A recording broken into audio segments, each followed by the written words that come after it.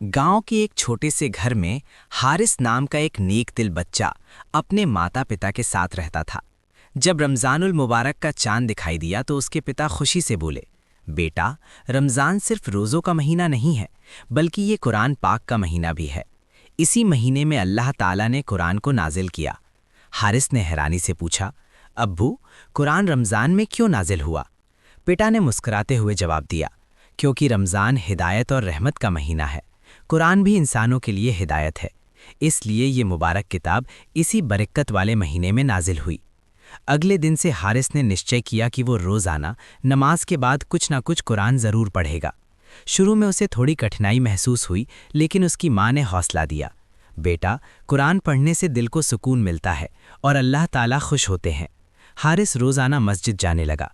वहाँ इमाम साहब बच्चों को कुरान की तिलावत सिखाते और उसके अर्थ भी समझाते।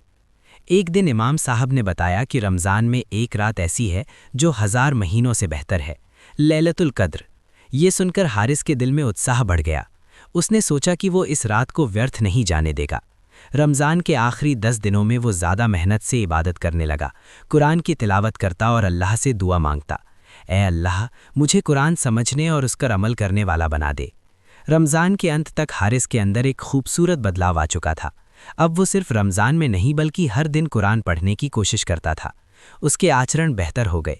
वो सच बोलने लगा, बड़ों का सम्मान करने लगा और छोटों से प्यार करने लगा। उसके माता पिता बहुत खुश हुए और बोले, बेटा, यही रमज़ान का असली संदेश है कि हम कुरान से जुड़ जाएं और अपनी ज़िंदगी को उसके अनुसार बनाएं। संदेश: रमज़ान कुरान पाक का महीना है। हमें चाहिए कि हम इस बरकत वाले महीने में कुरान की तिलावत करें, उसे समझें और अपनी ज़िंदगी में उस पर अमल करें। यही सफलता का रास्ता है। अतिरिक्त ऐसी और वीडियो के लिए मेरे चैनल को सब्सक्राइब करें और वीडियो को लाइक करें।